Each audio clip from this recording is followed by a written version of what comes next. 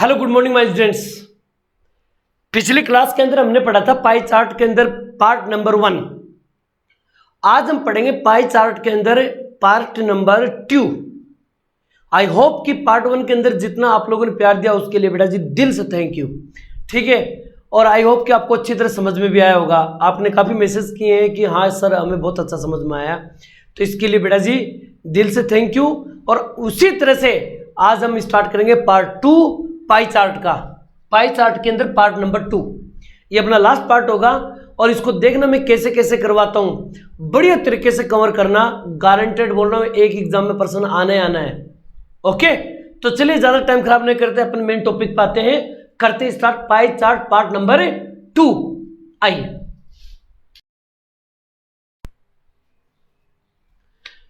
चलिए बेटा जी करते हैं शुरुआत।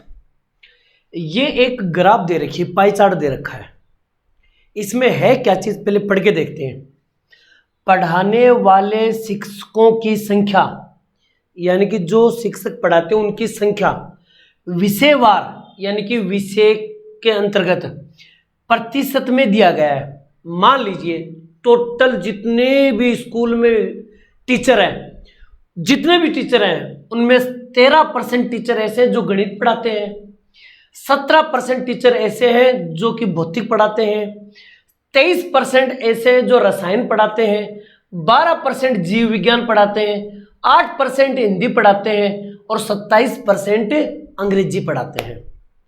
अगर आप ये कहोगे कि टोटल कितनी संख्या है, तो आप इसका टोटल करके देखिए 100% आएगा। 20, 47, 48, 50, 60, 70, 80, 90, 100, टोटल 100%। अगर 100 टीचर हैं तो 13 पढ़ाएंगे गणित, 17 पढ़ाएगा भौतिक, 23 पढ़ाएंगे रसायन। आई होप कि आप समझ गए होंगे शायद। क्लियर? तो जब भी अगर ये पूछा जाए कि कुल अध्यापक कितने हैं, तो आपको समझ जाना चाहिए 100 से कंपेयर किया गया है। टोटल का मतलब हो गया 100। टोटल का मतलब कितना हो गया? 100 हो गया। अब इस सारणी से, इस पाई चार्ट से रिलेटेड कितने प्रकार के सवाल आपसे एग्जामिनर पूछ सकता है, उन सारे सवालों को हम सोल्व करेंगे और बढ़िया तरीके से सीखेंगे। क्लियर? और जितने भी मैं सवाल बताऊं उनको बढ़िया तरीके से तैयार कर लेना कि कैसे कैसे मैंने बताए हैं। ओके, तो चलिए करते हैं शुरुआत प्रश्नों की। आप इस ग्राफ को नोट कर लीजिएगा। ओके, कीजिए। देखिए मैंने यहां पर सबसे पहले 2 क्वेश्चन लिए हैं। एक बार मैं फिर बता देता हूं बच्चों, आप इम्तिहान से एकदम बढ़िया दिमाग से, एकदम खुले माइंड से इन प्रश्नों को देखिएगा। मैं वादा करता हूं ये क्वेश्चन बढ़िया तरीके से आपके खोपड़ी में इस्तेमाल बिठा दूंगा बढ़िया तरीके से। ठीक है ना? तो चलिए करते हैं स्टार्ट। यदि शिक्षकों की कुल संख्या 1800 है, शिक्षकों की टोटल संख्या 1800 है, लेकिन हमें तो पता है कि यहां पर टोटल 100 है।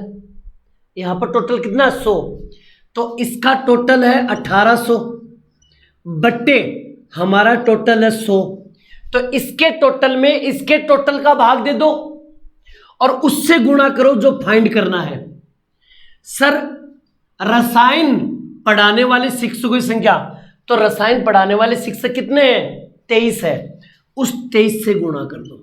2 बिंदु से 2 बिंदु कैंसिल, 18 3 54, असल की 5, 18 दूनी 36, 36 और 5 41।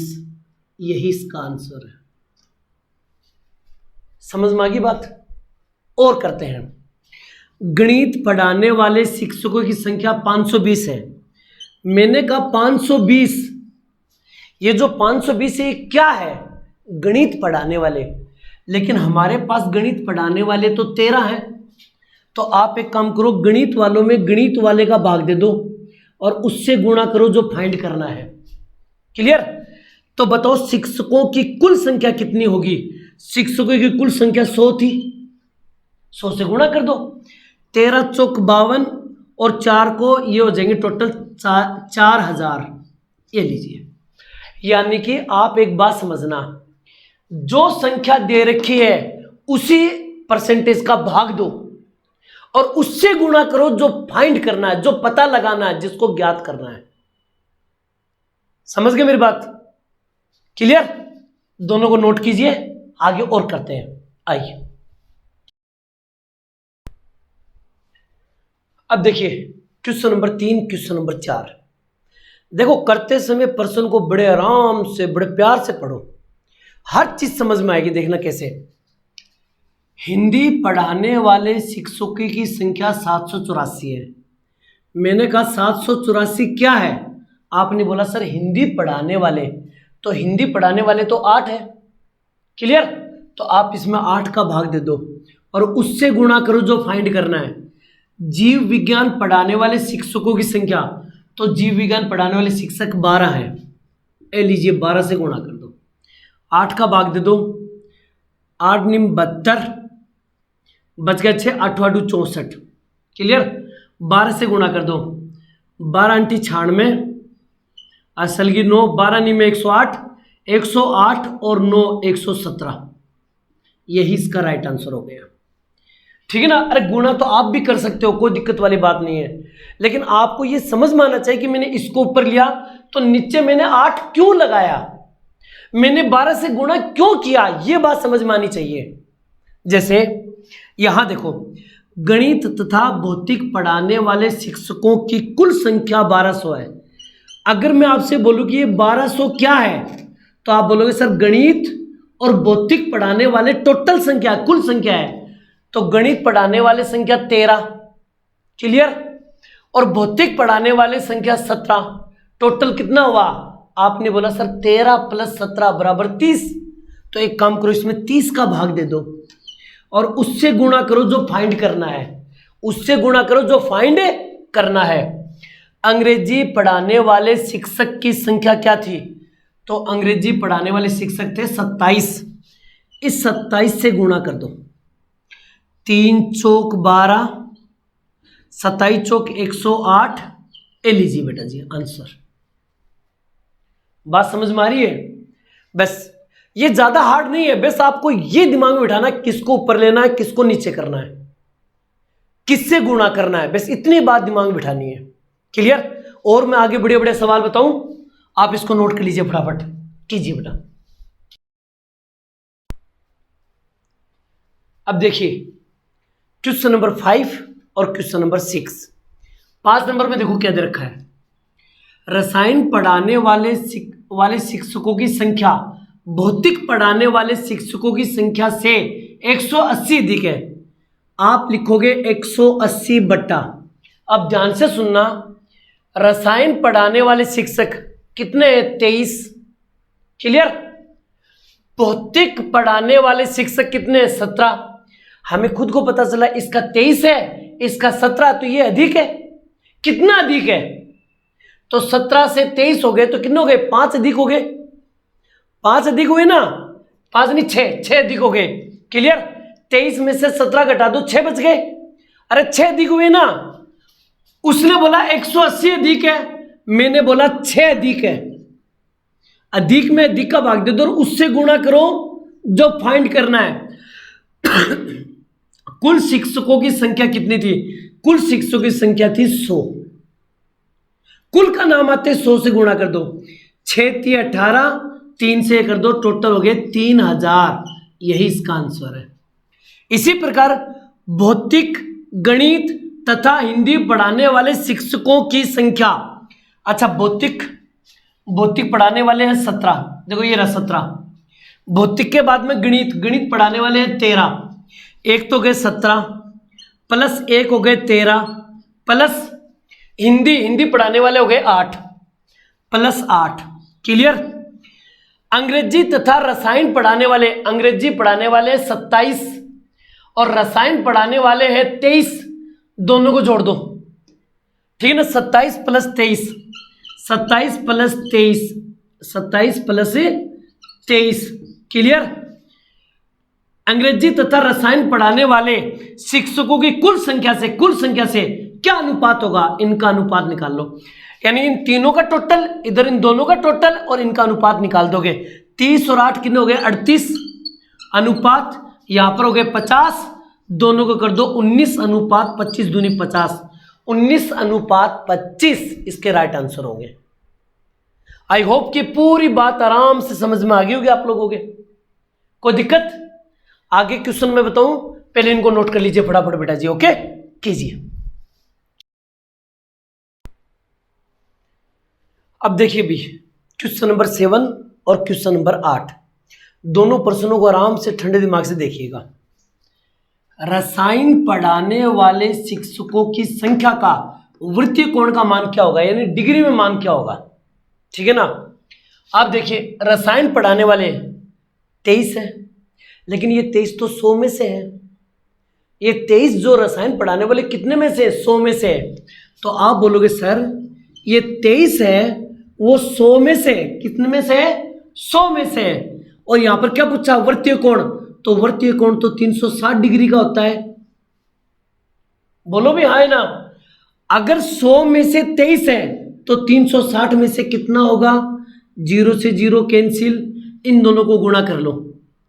36 36 36 72 36 108, असल की 10, 36 दूनी 72, 72 और 10 82, और यहां 10 बचा हुआ है, 10 का भाग दोगे तो 82.8 डिग्री, यही इसका राइट आंसर होगा। समझ में आई मेरी बात। एक बार फिर इस प्रश्न पे ध्यान दीजिए। अंग्रेजी पढ़ाने वाले शिक्षक, तो अंग्रेजी पढ़ाने वाले शिक्षक है 27, कितने हैं, 27 है। क्लियर। भौतिक पढ़ाने वाले शिक्षक, भौतिक पढ़ाने वाले शिक्षक 17 हैं। क्लियर। और उसने पूछा कि इनके बीच कितने डिग्री का अंतर होगा। एक काम करो, इनके बीच में कितने का अंतर है, 10 का। आपने बोला सर अंतर 10 का है, लेकिन ये 10 का अंतर तो तब है जो जब 100 हो परसेंटेज में।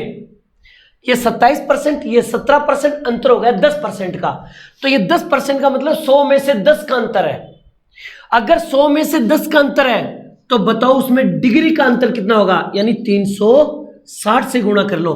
0 0 0 0, 36 डिग्री का अंतर होगा। कितने डिग्री का अंतर होगा, 36 डिग्री का अंतर होगा।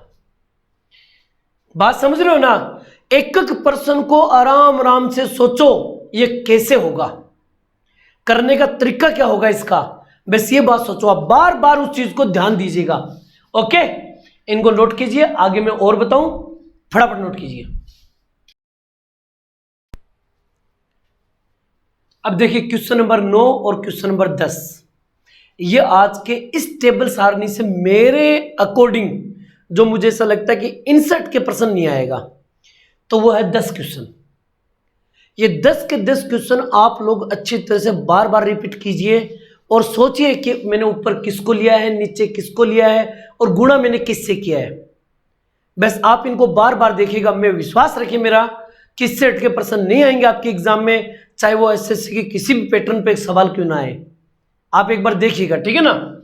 चलिए, यदि कुल शिक्षकों की संख्या 9000, ये लो 9000, लेकिन ये 9000 क्या है, टोटल संख्या। लेकिन टोटल संख्या तो अपने पास 100 है, तो एक काम करो, इसमें 100 का भाग दे दो और उससे गुणा करो जो फाइंड करना है। क्या फाइंड करना है, रसायन, भौतिक और हिंदी पढ़ाने वाले शिक्षकों की औसत संख्या क्या थी। आ जाओ एक बात, रसायन पढ़ाने वाले संख्या 23, भौतिक पढ़ाने वाले हैं 17 और हिंदी पढ़ाने वाले हैं 8। जोड़ दो 18 घटे सल की 1, 48। सर ये तो 48 है, लेकिन उसने 48 का औसत पूछा है। जब औसत पूछे तो यहां पर देखो कितने सब्जेक्ट हैं, 1 2 3 सब्जेक्ट हैं, तो इसमें 3 का भाग दे दो। औसत का मतलब होता है सबको जोड़ लो और कितनी संख्याओं को जोड़ा आपने, 1 2 3 संख्याओं को जोड़ा है, 3 का भाग दे दो। अगर 4 संख्या का जोड़ते तो 4 का भाग दे दो, ये औसत कहलाएगा। अब देखो 2 बिंदु से 2 बिंदु कैंसिल, 3 तिये 9।